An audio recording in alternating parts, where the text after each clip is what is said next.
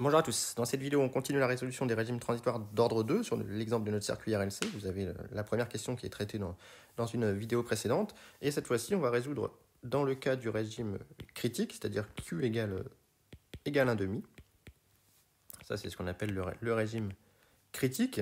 Et donc, dans ce cas-là, la solution UC de t, encore une fois avec le fait que UC de l'infini est égal à 0, va se mettre sous la forme A t plus B, exponentielle de moins oméga 0 t sur 2q. Sauf que comme q est égal à 1,5, eh bien ça va nous faire tout simplement at plus b, exponentielle de moins oméga 0 t. Ici, c'est évidemment plus uc de l'infini, mais avec uc de l'infini qui est égal à 0 dans notre exemple. Et donc, on a juste à appliquer les conditions initiales. uc de 0, on a dit que c'était égal à u0. Et donc, ça va être égal à a fois 0 plus b exponentielle 0, tout simplement. Et donc ça, c'est égal à b. Donc première chose qu'on obtient, c'est que b est égal à u0. Et ensuite, on va calculer duc sur dt.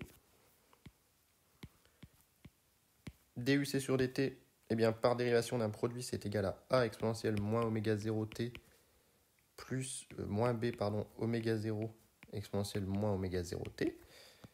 Et donc, on applique cela maintenant en t égale 0. duc sur dt en t égale 0 est égal à grand A moins B oméga 0.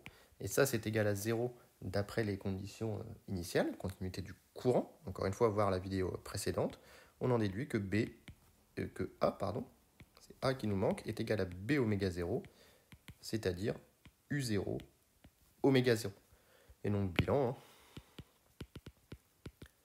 on en déduit que UC de T est égal à U0, facteur de 1 plus oméga 0t, exponentielle de moins oméga 0 t ici.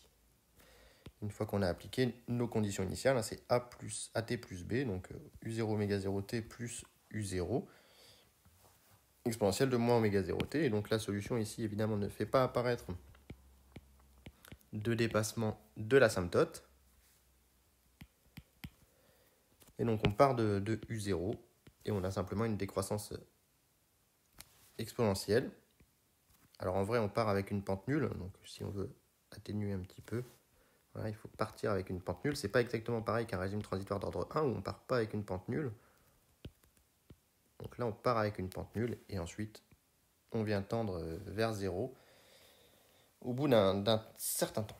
Donc voilà pour la deuxième résolution en régime critique. Et encore une fois, la mise en équation ainsi que les conditions initiales ont été traitées dans une première vidéo. Donc n'hésitez pas à la regarder en premier pour pouvoir bien comprendre ce qu'on a fait ici. Et comme d'habitude, si vous avez des questions, mettez-les en commentaire.